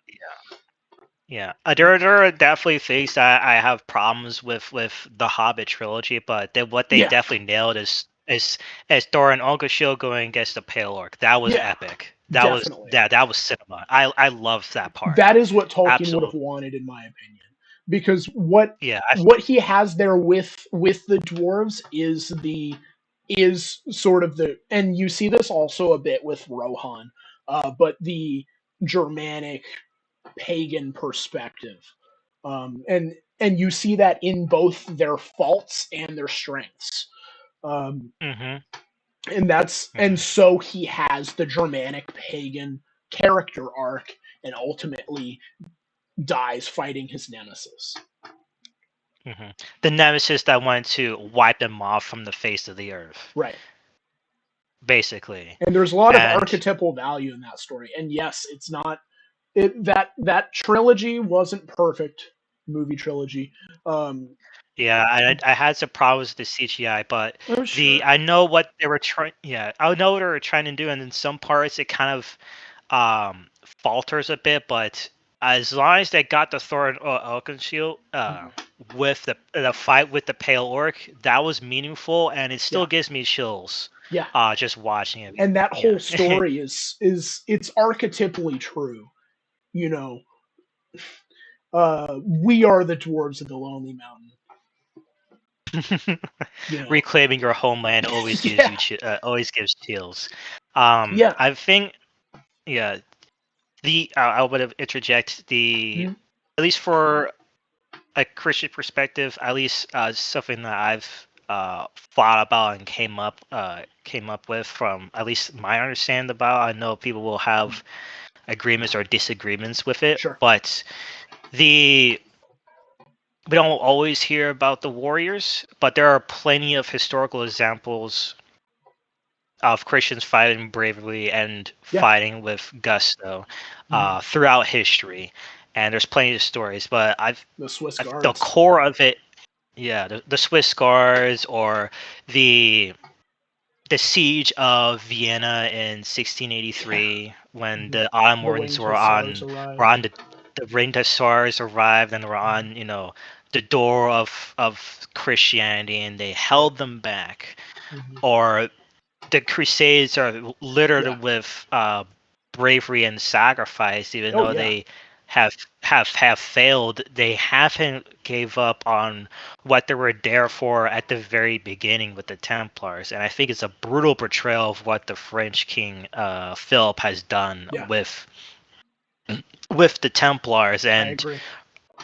yeah, and I think rightfully so that the Grand Master was right that Philip and the Pope that made that decision saw us brought him all of them to court in front of God because they definitely all died within 2 months of each other. Yeah. Um, I might have gotten that part wrong, but they definitely all died very soon after when he said those words, and Right. rightfully so because he was burned at the stake for saying those words.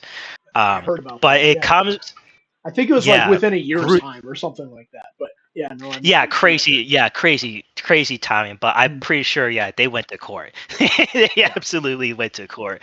Um, but it comes from a thread that is very constant, and you can use this as a warrior or throughout any struggle within your life. Is that the constant that is God, that he's there, he's seen you in your birth, he sees you in your highs, and he sees you as your lows, and he'll see you at your deathbed.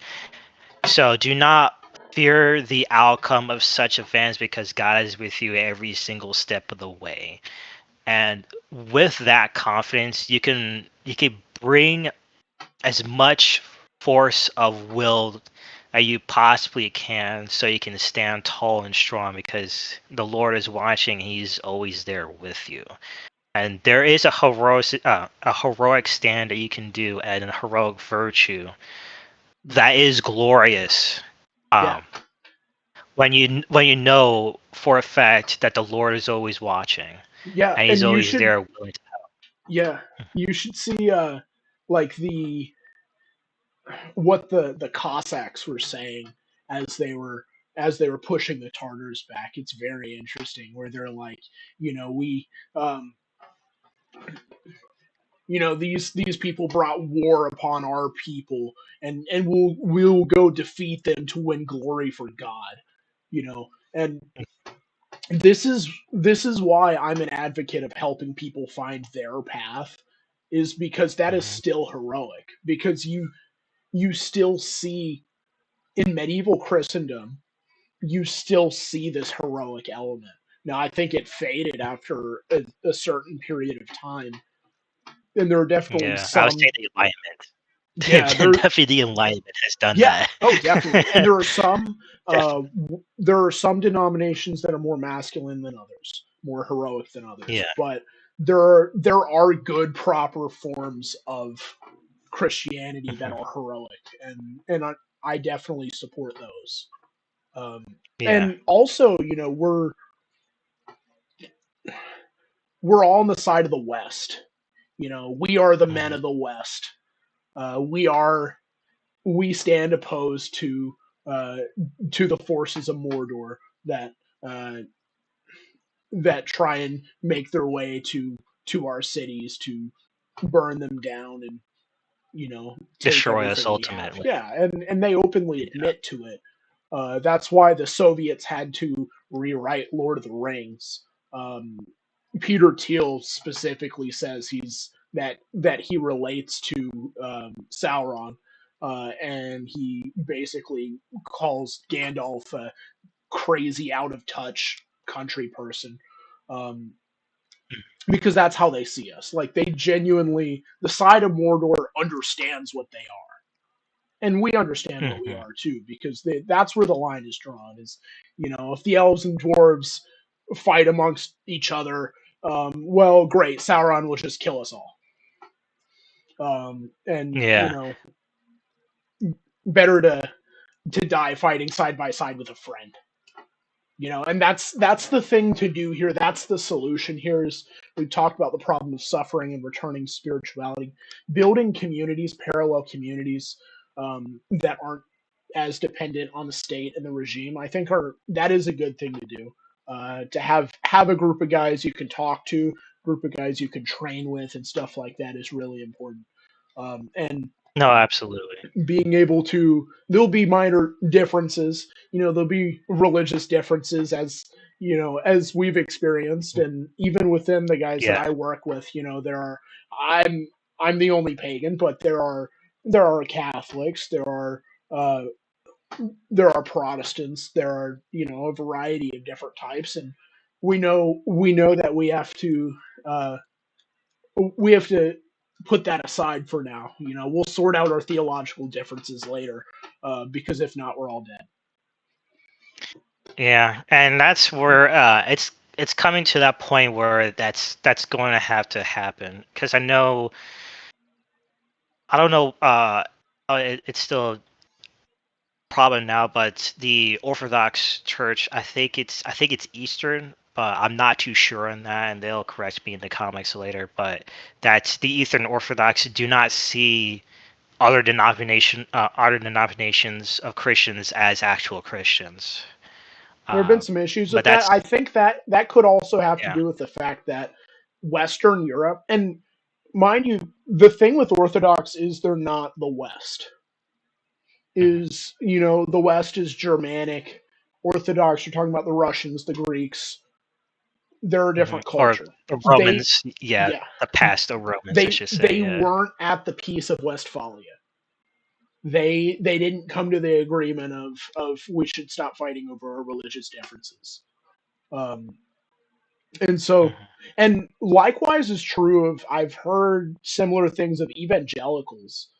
John Kiriakou had talked about how he talked to one of his relatives who was going to do a missionary trip to Macedon, and he was like, you know, they're Christian, right?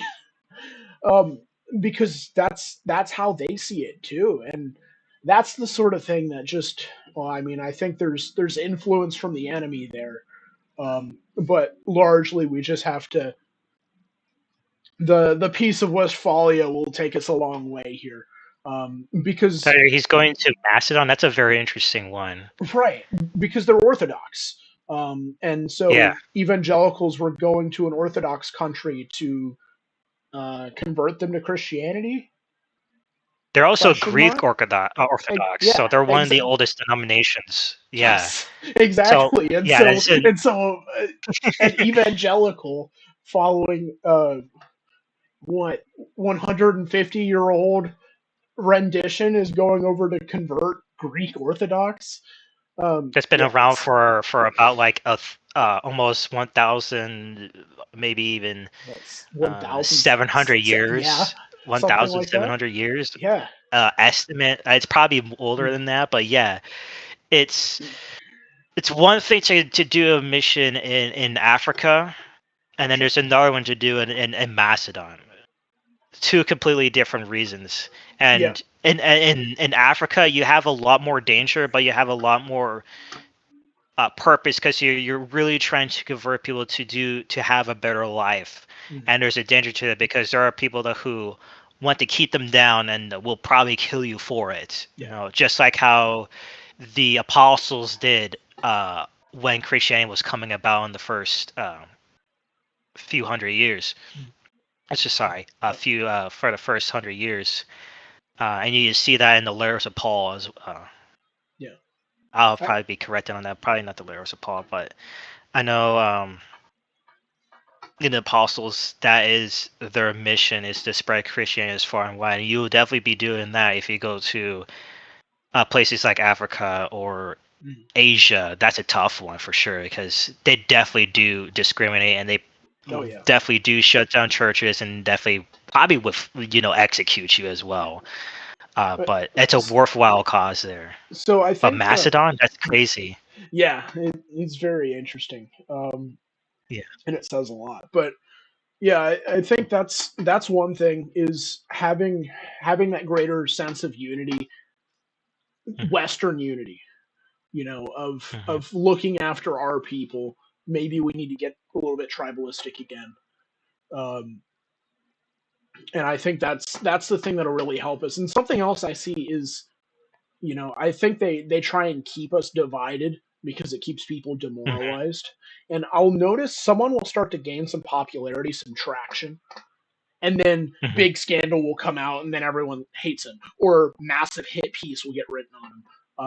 Like we saw that with Rudyard Lynch with his mental breakdown, and everyone was just dogpiling on him. I don't know why. Jordan Yeah. Peterson, great example. There Mhm, was a lot of that with him as well. And don't get me wrong, I don't agree with him on everything either. Nick Fuentes, same thing. I don't agree with these people on everything, but they have some good points. There's some value in what they're saying, and if we had actually listened to it, if we could actually let leaders rise up, then we would have a lot more say. But whenever someone does, we just all, something about the way the internet's set up and the way that it negativity gets more rewarded, they just get hammered down. And I think that's, if there were a way that we could police ourselves within the dissident right to not do that as much. I get the concern of foreign actors getting involved. I get the concern of Israeli money or whatever else it might be. Sure, I know, Mm. but they might still Yeah, say something or valuable. Like Daily yeah, Wire can be completely paid off. I don't care. Jordan Peterson can be completely paid off. Sure, but he has a couple good ideas here and there. yeah, and there's still Quite a there are few some people that actually. who are very much consistent. Hmm. Like I used to watch Ben Shapiro for a long time. That's like how I got a lot of the right wing views that I did, and started to develop on my own as I grew older, from teenager to young adults, and then now I don't even listen to his show much anymore. But there's one thing that I definitely do know, that he's very much consistent on what he believes, because he truly believes what he says. He Hmm. truly does believe that, and because that's who he is. And we Um, have our disagreements on him, but I'm sure we'll hash that out at another time. oh But yeah, that'll probably be to go along with yeah. that There's point though, definitely he yeah. has good talking points. There can be a lot of Mhm. things I don't like. I can question his loyalty, everything else. He has a couple good talking points that I still go back to sometimes, especially in sort of like the mainstream conservative sphere of generally good talking points. Um, he's got a couple because he is a good debater. And I think rather than just pounding on these people, maybe we should just accept there's some useful stuff there, you know. Yeah, yeah. The because we gotta come in the right. This is where our North Star would be. We gotta have to Yeah. accept, just like how Brother Lynch has said, and something that I've definitely seen from talking to other right wing people, which is a rarity, unfortunately, but is that the right, as of today, is a very diverse group of people, and Definitely. diverse, I mean It's everyone diversity united against the of left. us. Yeah. Yeah, it's an insane amount of people with completely different views on life, even at some points. But we're not, a death cult. That's definitely Right. what we're not. And we have plenty of ideas that we agree and disagree. I mean, Yeah. you and me, we have completely different gods that we believe in, Yeah. which is crazy. Yeah. Yeah, yeah, which is nuts. But reason why that we get along is because, as conservatives, we do believe in the diversity of thought. We want to actually listen to people, and Right. I think an important virtue that has been lost on society, and why negativity is almost completely, a one and done. We just hammer this person until like he doesn't, like, have power anymore or any say, in a vicious way, is that there is a complete lack of forgiveness or remorse. And I only will see that as getting worse as time goes on, because the issues that are plaguing us have only gotten Yeah. worse, which is We're a little very bit bitter, sad to see. for those I things would you even mentioned. I don't know about bitter. I think we're way past bitter at this point, man. Yeah. Perhaps. It's way past bitterness. It's excuse me, but I think it's way worse than that, and that's very sad. But all I can say is, hopefully, once the dark times pass, that we can teach forgiveness, because it's a very hard virtue to actually learn. And it's an even harder one to like actually apply to people, and even worse, even harder to apply to society. Well, I think Kali Yuga is getting to its conclusion, and if you ask us, the end is just another beginning, and the golden age is right after this. Yeah, I believe that there are good times to be had, but I don't know how long these bad times are going to last, because Yeah. the population decline is a sort of Damocles that is being held above our Yeah. heads. The Mhm. same with the debt crisis. Those are the two things I see as, like, man, this could do us in hard if we're um not play our cards right is one phrase to say. Another would be if we don't get what's another word for it, to keep our p's and q's is another Sure. phrase together, Yeah. because we can very easily slip into utter destruction if we're not careful. Or social And destruction from things reaching a boiling point. I think that's an yeah, option as well. Um, yeah. but I think that's I kind think of the. without the Sorry, yeah. go ahead. Go ahead. Okay, so a lot of that would probably say without the internet and without society being so addicted to screens, I think we would already been in civil war. Yeah, I I'll be agree. quite It's honest. something of a societal relief valve that has worked painfully well. But yeah, I think Yeah. that's about the totality of the circumstance. I think yeah, I mean there's our problem, our Mhm. results, and then our solution here is all we mentioned. I'd like to end this off with a quote from Oswald Spengler, which Mhm. was his excellent conclusion to Man and Technics, which is something of um, a call to obligation for us. Mhm. We are born into this time, and we must bravely follow the path to the destined end. There is no other way. Our duty is to hold on to the lost position without hope, without rescue, like that Roman soldier whose bones were found at the front of a door in Pompeii, who, during the eruption of Vesuvius, died at his post because they forgot to relieve him.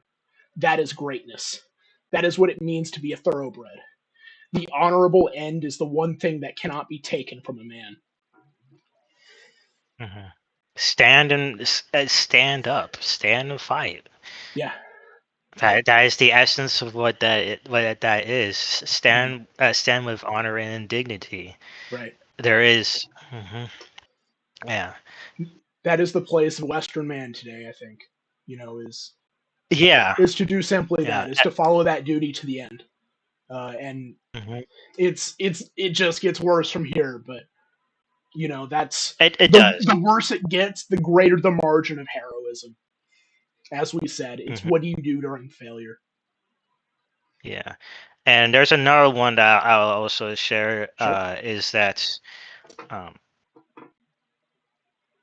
if you have messed up or you had folly, do not give up on yourself.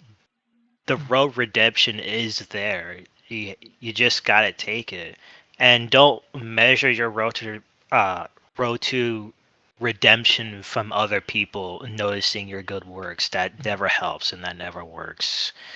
Just keep do what you need to do, and your work will show itself. And that's one way to keep your shoulders high, but it's not like, a word for word of what you should and shouldn't do. And that's not something that I can provide. Uh, I can give you some words of encouragement for sure. And one way that can like really help you out is to figure out what your purpose is and go for it and don't stop. Definitely. And if you have some faults, definitely do your damnedest to fix them, um, little by little, no matter how long it takes.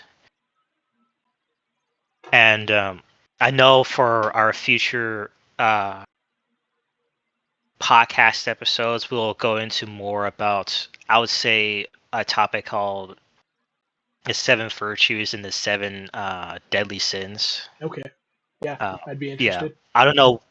Yeah, and those will help you out in life because you have because everybody knows the seven deadly sins, but not everybody knows what the opposites are, and those Right. opposites are the virtues, and how to Yes. actually inculcate that is very much lost on society.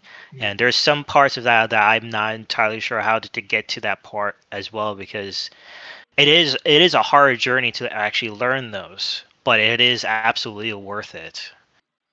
And yeah. we'll go on this journey with you guys together. Yeah. and we'll definitely do more of these soon. And this was kind of an overview of everything. Uh, we will definitely have to take things that we've looked at, maybe things we've missed, and go into more detail. Mhm. Um, but yeah, I think that's gonna about do it for us. Um, well, thanks for watching if you made it this far, and I guess we will see you guys on the next one.